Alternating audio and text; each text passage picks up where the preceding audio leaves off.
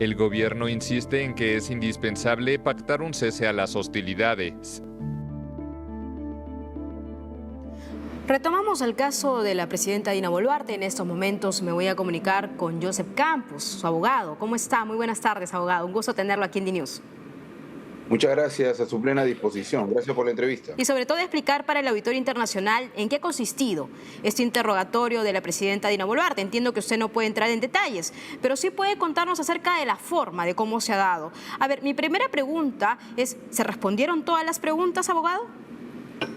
Sí, miren, primero creo que para que entiendan, esta es una investigación que gira en torno a dos imputaciones que consideramos manifiestamente improcedentes, inviables, ¿no? Que es uno genocidio y homicidio calificado. Entonces, en medio de esa imputación, porque hay otras que seguramente tendrán sus propios abogados, nosotros insistimos permanentemente para que se desarrollara esta diligencia, aun cuando la Procuraduría tiene un debate, el Ministerio Público tiene un debate con la Procuraduría de si debería o no debería participar la Procuraduría. Bueno, el punto es que, menos mal que el Ministerio Público nos programó esta diligencia, ¿no? Y que esta diligencia, debo destacar, se ha desarrollado en un ambiente, aun cuando tengamos cuestionamiento, debo reconocer, se ha desarrollado en un ambiente donde la autoridad democrática ha respetado a otra. Es decir, hemos sido un lugar, hemos sido puntuales, el Ministerio Público ha sido puntual, y ha estado presente todo el tiempo la fiscal de la Nación directamente, cosa que destacamos porque hace rato en el Perú a veces se pierden las formas en la autoridad democrática, creo que eso es importante. Por otro lado, hemos respondido estrictamente todas las preguntas sin guardar silencio al Ministerio Público. Y esto es importante destacarlo por una razón, porque en este momento, en esta investigación, que pretendemos que sea una investigación objetiva, seria y célere, no está habilitado legalmente la participación de la Procuraduría ni de los familiares. Y precisamente para efectos de que se mantenga seria, se mantenga objetiva, no hemos utilizado el silencio como un medio de defensa, sino hemos dicho que, según la ley, ustedes no tienen y no deberían participar. Porque nuevamente lo que se busca es que no haya pasión, y que no aparezca la tentación de buscar y ampliar y darle una cobertura distinta a lo que corresponde a una investigación de este tipo. La desgracia que hemos vivido no puede ser un argumento para que alguien haga algo que no corresponde. Ese es mejor mi resumen. Entonces, la idea es que esto se lleve con objetividad y respondimos todas las preguntas, como fue el compromiso de la presidenta, hechas por el Ministerio Público, ¿no? Pero debo preguntarle al respecto, doctor. ¿Hay todas las condiciones para que se lleve a cabo una investigación objetiva, concreta, correcta, sobre todo teniendo las visiones y las voces que en los últimos meses hemos visto? Incluso la comunidad internacional, voces de presidentes que pues tienen una opinión muy distinta de lo que ha ocurrido el pasado 7 de diciembre y a partir de ello también con las protestas. Bueno, gracias por esa precisión, porque efectivamente los que hablan no son autoridades que garantizan ningún tipo de imparcialidad ni objetividad.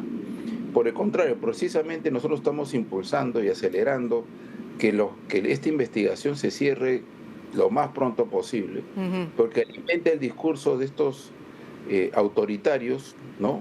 Estos lacónicos de algún tipo de experiencia política, que utilizan precisamente esta investigación para decir, ve cómo le investigan en el Perú a la presidenta de genocidio. Eso es irresponsable, eso es algo que hay que determinar ya, porque no es posible la comisión del delito en las circunstancias que se han visto.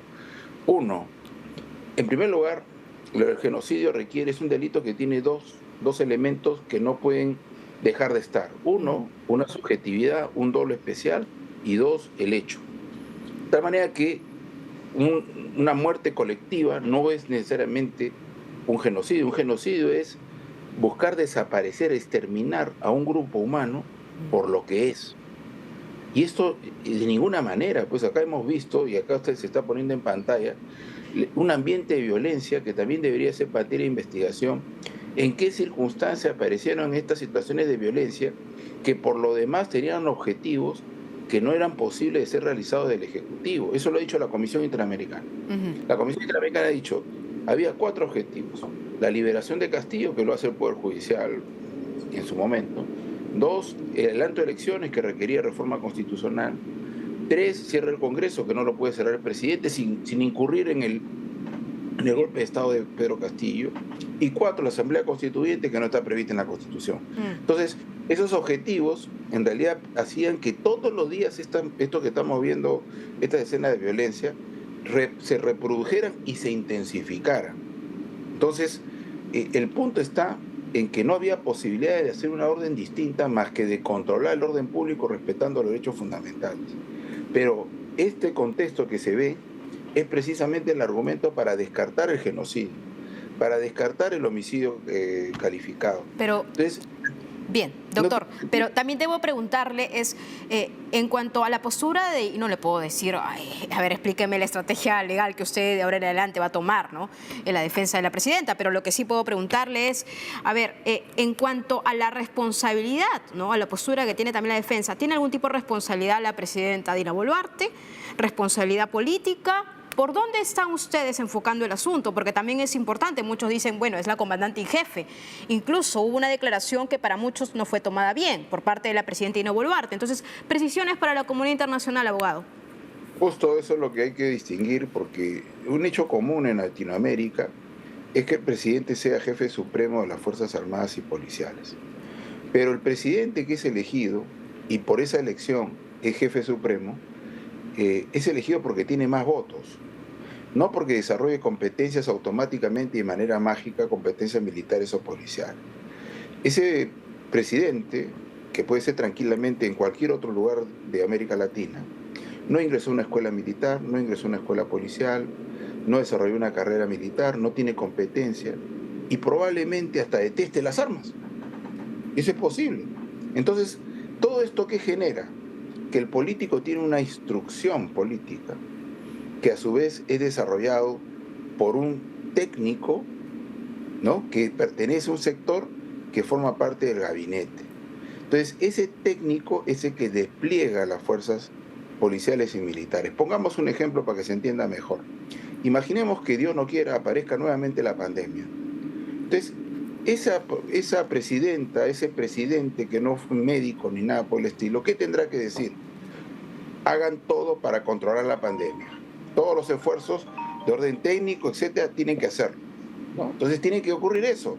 ¿Quién lo hará? El especialista en medicina, el médico, el administrador hospitalario, todo eso lo tendrá que hacer él. No lo puede hacer directamente la presidenta de la República, porque no tiene formación, no tiene competencia. Entiendo su postura. Entiendo su postura y de dónde va. Y el militar, el que desarrolla la estrategia, el policía que desarrolla cómo implementa las fuerzas, cómo la despliega, desarrolla eso e implementa eso. Pero lo que ha pasado son momentos específicos y puntuales, de tal manera que hay 3 momentos. Un momento donde el político, la jefa suprema, da la orden política. Viene un segundo momento donde el técnico, el competente, implementa la orden política y la decodifica y desarrolla una estrategia. En ambas situaciones no hay responsabilidad hasta ahora. Y aparecen las situaciones específicas de conflicto donde se tendrá que determinar, no por lo que diga una necropsia. La necropsia dice de qué te has muerto.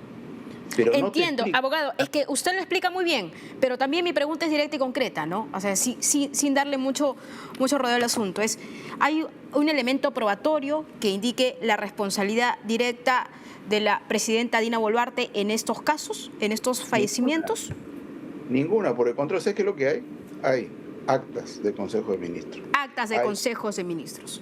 Hay WhatsApps, hay mensajes a la Nación. Hay mensajes, participaciones públicas en castellano, en quechua, exhortando a la paz, al diálogo. Hay desplazamientos de ministros a los sectores. ¿Y qué hay como contraparte? Más violencia organizada. Todo eso es lo que ha vivido este país. Entonces, ¿de qué manera hubiera podido, por ejemplo, decir, imaginemos un juego que de repente, yo creo que hay unos países que van a ver y lo van a entender. Eso que cuando jugábamos decíamos, stop, y todos parábamos. Si eso hubiera sido posible y hubiera dicho, stop, paramos, porque acá ha habido estas muertes en este lugar, hubiera podido desarrollarse una acción para efecto de ver, cambiar todo este asunto. Pero si eso ocurría, ese stop, el otro lado no había stop. y seguía las muertes de ese niño que, por ejemplo, Entiendo, abogado, pero lo cierto es que también hay muertes y esas muertes se tienen que individualizar cada caso, se tiene que esclarecer en medio de una investigación, no podemos adelantar opinión, todo está en curso, lo importante es que la presidenta ha declarado y según lo que usted está manifestando aquí en este espacio, ha respondido todas las preguntas y ahí debo repreguntarle tal vez. ¿Hubo alguna impertinencia, algunas preguntas impertinentes, tomando un poco sus declaraciones que usted también nos dijo por acá? Es que mira, yo creo que van a entender muy bien también los televidentes. Cuando uno guarda silencio lo puede hacer como medio de defensa o uno no responde una pregunta cuando lo hace quien no debe. Por ejemplo, hoy día si venía y solo estaba el fiscal adjunto Guamán, no estaba la fiscal de la Nación, nosotros teníamos la posición de no responder. ¿Por qué? Porque según la Constitución y la ley, quien está llamada a desarrollar esa diligencia es la fiscal de la Nación. Por ejemplo, este silencio no es un medio de defensa. ¿Cierto? Yo lo que hago, entonces, lo mismo. Segundo, puede haber una pregunta capciosa, puede haber una pregunta compleja, puede haber dos preguntas en una pregunta. Entonces yo lo que tenía que... O una pregunta que no tiene nada que ver con los hechos. Entonces, sobre la base de eso, pueden haber otro tipo de silencio o no respuesta. Por ejemplo, nuevamente, la Procuraduría General del Estado, según el diseño del proceso, y es correcto que sea así, no participa en esta etapa. Por eso es que la primera vez con Boluarte, el Ministerio Público le dijo, ustedes agraviados y... Sí, porque ¿sabe por qué es importante también señalar eso? Y ya para terminar y encerrar la entrevista, es que se está diciendo que la presidenta no quiso responder las preguntas de la Procuraduría y ahora usted lo está explicando, el porqué y también el hecho de la participación y el porqué de la importancia o no de su participación. Usted lo ha dejado clarísimo aquí. Ahora, ¿qué viene, abogado? ¿Qué viene de ahora en adelante en esta investigación? Nosotros vamos a esperar la participación y es más, ya estamos desarrollando el alegato para pedir la exclusión. Porque nuevamente, mira, te explico, no tiene ni un sentido. O sea, el genocidio no ha cambiado típicamente ni en contenido ni en interpretación desde el año 48. Desde el Estatuto de Roma, el artículo 6 es lo que gobierna qué es genocidio. Es imposible el genocidio. Genocidio no, pero homicidio calificado. También, porque te exige ferocidad, crueldad, etcétera. Lo que hemos visto ahí nosotros es que ha habido... Imaginémonos, hubo un suboficial para los amigos que nos están viendo que se pidió Sonco de Puno. Primero lo lapidaron los violentistas y luego lo quemaron. Si ese suboficial Sonco hubiera matado 2 o 3 y hubiera sobrevivido, no le hubiera pasado nada. Le agradezco mucho por su participación al abogado Dina Boluarte. Usted ha sido muy claro, pues ahora entendemos, se viene ese alegato de exclusión. Y eso es algo muy importante y gracias por revelarlo aquí en ese espacio. Bien sabemos pues que se viene un largo proceso, porque es importante también encontrar a los responsables y si hubo vulneración de los derechos humanos, que se esclarezca y se encuentre también a las personas que estuvieron ahí protagonizando estas muertes. Le agradezco mucho al abogado Dina Boluarte y José Campos. Doctor, un gusto tenerlo. Muy buenas tardes.